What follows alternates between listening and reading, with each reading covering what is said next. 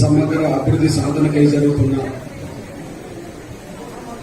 ఈ ఉమ్మడి నల్గొండ జిల్లా సదస్సుకు అధ్యక్షించిన తమ్ముడు యాదగిరి రాజన్న మాది గారికి, ఈ వేదిక మీద ఉండబడే నా సోదరులు, నిత్యం ఈ సమాజంలో జరుగుతున్న ప్రతి పరిణామం మీద ప్రతిరోజు ఏదో ఒక ఛానల్ ద్వారా మన దళితులకు, సమాజంలో ఉండబడే పీడిత వర్గాలకు ఒక అంబేద్కర్ దృక్పథంతో తమ సందేశాన్ని మనందరికీ వినిపిస్తున్న మాలమనాడు జాతీయ అధ్యక్షుడు అద్దంకి దయాకర్ గారికి, నా సోదరులు మరో జాతీయ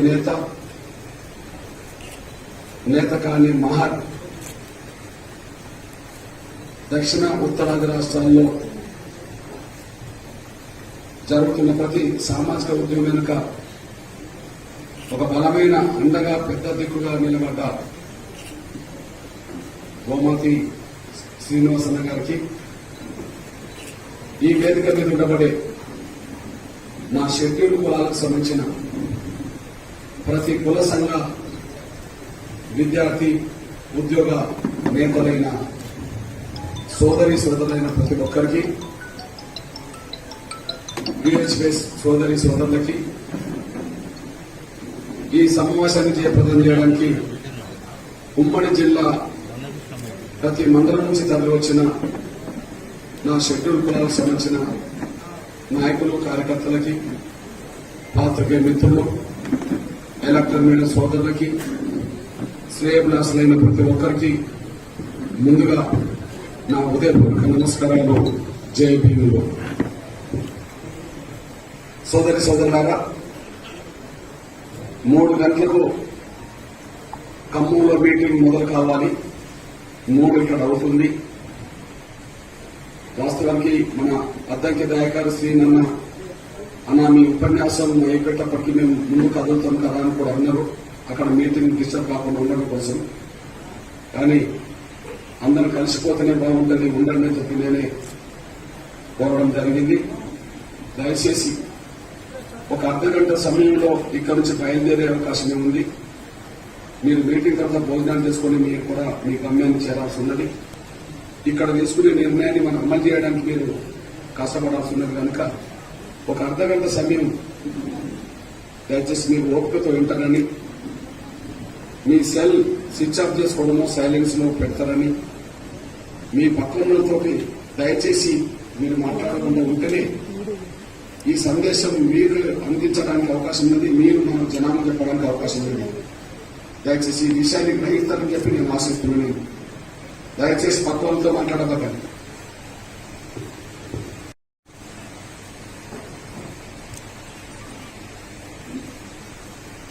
ఒక నయవంచకుడు మనల్ని మరొకసారి నమ్మించాలని చూస్తున్నాడు. ఒక మోసగాడు మనల్ని మరొకసారి నమ్మించే ప్రయత్నం చేస్తున్నాడు. మనల్ని దోసుకున్న ఒక గజదొంగ మీకోసం నేను సేవ చేస్తా అని చెప్పి నమ్మించే ప్రయత్నం చేస్తున్నాడు. ఒక మోసగాడెవరో, ఒక నయవంచకుడెవరో, మనల్ని దోసుకున్న గజదొంగ ఎవరో మీ అందరికీ తెలుసు. కేసీఆర్ ఒక రాబంధువు మనల్ని ఆయన బంధువుని నమ్మించే ప్రయత్నం చేస్తున్నాడు. ఒక రాబంధువే ప్రాణముందంగానే పీకలేని ఒక రాబంధువే మీకు బంధువునని చెప్పి కొత్త వేషం పెట్టుకొని, కొత్త పథకం పెట్టుకొని మన దగ్గరకు వస్తున్నాడు. అప్రమత్తంగా ఉంటే మనం మోసపోకుండా ఉంటాం. అప్రమత్తంగా లేకపోతే మరోసారి మోసపోతాం. మళ్ళీ చెప్తున్నా, మనం అప్రమత్తంగా ఉంటే మనం మోసపోకుండా ఉంటాం. అప్రమత్తంగా మనం లేకపోతే మరోసారి మోసపోతాం. ఈ సభ ఉద్దేశం కేసీఆర్ గారికి ఒక విజ్ఞప్తిగా, ఒక హెచ్చరికగా, ఈ సభ ఉద్దేశం మన దళిత సమాజానికి ఒక అప్రమత్తత చేయడానికి ఒక సందేశంగా ఈ సభ ఉద్దేశాన్ని గ్రహించాల్సిందిగా విజ్ఞప్తి చేస్తున్నాయి. ఒక నయవంచకుణ్ణి, ఒక మోసగాన్ని, మనల్ని దోచుకున్న ఒక గజదొంగని ఉద్దేశించి ఏం మాట్లాడుతున్నామంటే, అయా కేసీఆర్ గారు ఈ దళిత బంధు పథకాన్ని నీ రాజకీయ లబ్ధి కోసం ఇప్పుడు ప్రకటించి హుజురాబాద్ ఎన్నికలు అయిపోయిన వెంటనే మమ్మల్ని మరోసారి మోసం చేసే మోసపూరిత పథకంగా దీన్ని మార్చుకో అని చెప్పి మమ్మల్ని మరోసారి మోసం చేసి ఒక మోసపూరిత పథకంగా మార్చొద్దని చెప్పి ఈ సభ ద్వారా గుర్తు చేస్తున్నాం. రెండు, ఇక్కడికి వచ్చిన మీకు 7 ఏళ్ల కేసీఆర్ పాలనలో ఆయన మోసాలు కనిపిస్తాయి, ఆయన నయవంచన కనిపిస్తుంది, ఆయన మన మీద పెత్తనం కనిపిస్తుంది, ఆయన మనల్ని దోసుకున్న తీరు కనిపిస్తుంది. ఇవన్నీ ఆధారంతో కూడిన అంశాలు.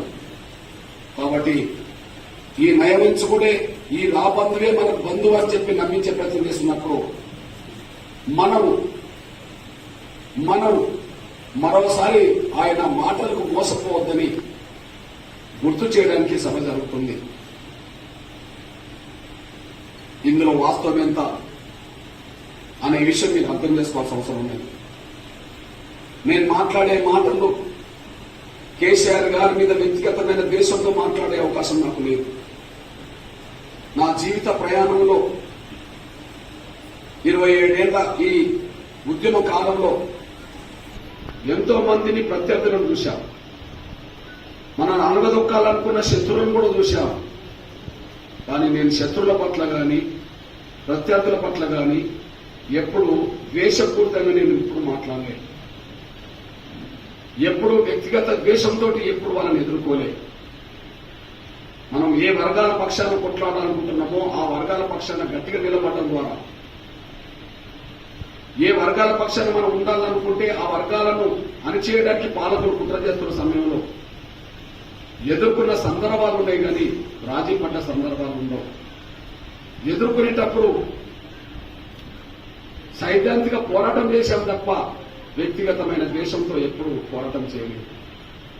ఈ విషయాన్ని ముందు గ్రహిస్తారని నేను ఆశిస్తూ, కేసీఆర్ గారి మీద మాట్లాడే మాటలు ఏమైనా ఉన్నా, అది విమర్శ రూపంగా ఉన్నా, అది హెచ్చరిక రూపంగా ఉన్నా, మనకు జరిగిన అన్యాయాన్ని దృష్టి పెట్టుకొని మాట్లాడిన అంశాలు ఉంటాయి తప్ప, ఆధారంతో కూడిన అంశాలు ఉంటాయి తప్ప, ఆధారం లేని ఏ ఒక్క విమర్శ నేను చేయననే విషయాన్ని మీరు మర్చిపోద్దని కూడా గుర్తు చేస్తున్నాను.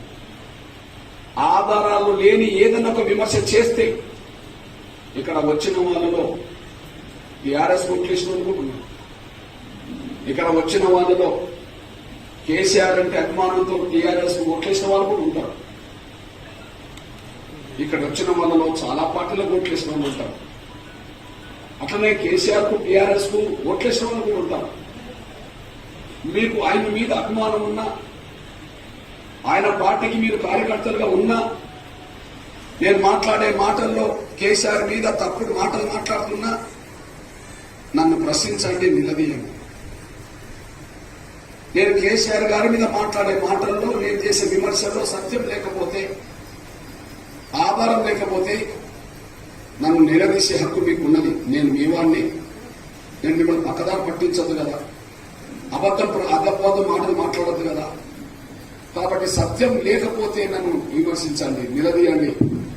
కానీ కేసీఆర్ మీద చెప్పే ప్రతి మాటకు ఆధారం ఉన్నప్పుడు, ప్రతి మాటలో నిజం ఉన్నప్పుడు మాత్రం భవిష్యత్తులో తీసుకునే ఉద్యమ నిర్ణయానికైనా రాజకీయ పోరాటానికైనా అండగా ఉండాల్సిన బాధ్యత మీ మీద ఉన్నదనేసి మీరు మర్చిపోవాలి.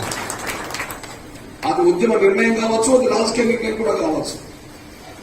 అండగా నిలబడాల్సిన బాధ్యత, పోరాటంలో కలిసి రావాల్సిన బాధ్యత మీ మీదనే ఉన్నదనే విషయం కూడా గుర్తు చేస్తుంది.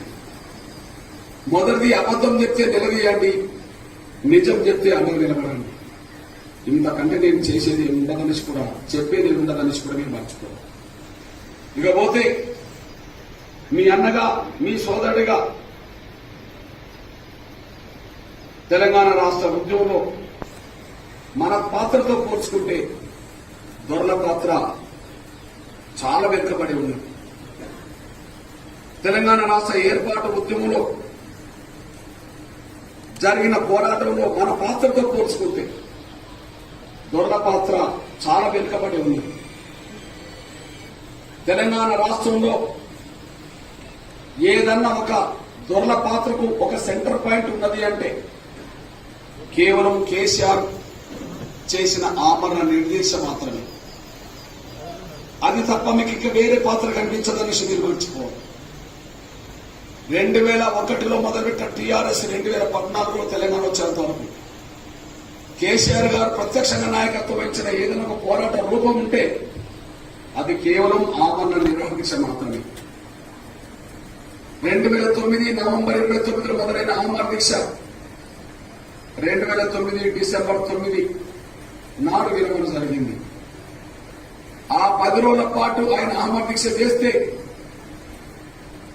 ఏ రాజకీయ పార్టీ, ఏ ప్రజా సంఘం, ఏ విద్యార్థి సంఘం, ఏ నాయకుడు ఆయనకు అండగలేకపోతే ఆయన ముఖం దృష్టి కాదు కానీ తెలంగాణ రాష్ట్ర ఏర్పాటు లక్ష్యాన్ని దృష్టి పెట్టుకుని ఆ 10 రోజుల పాటు ఆయనకు అండగా నిలబడ్డది మనమే.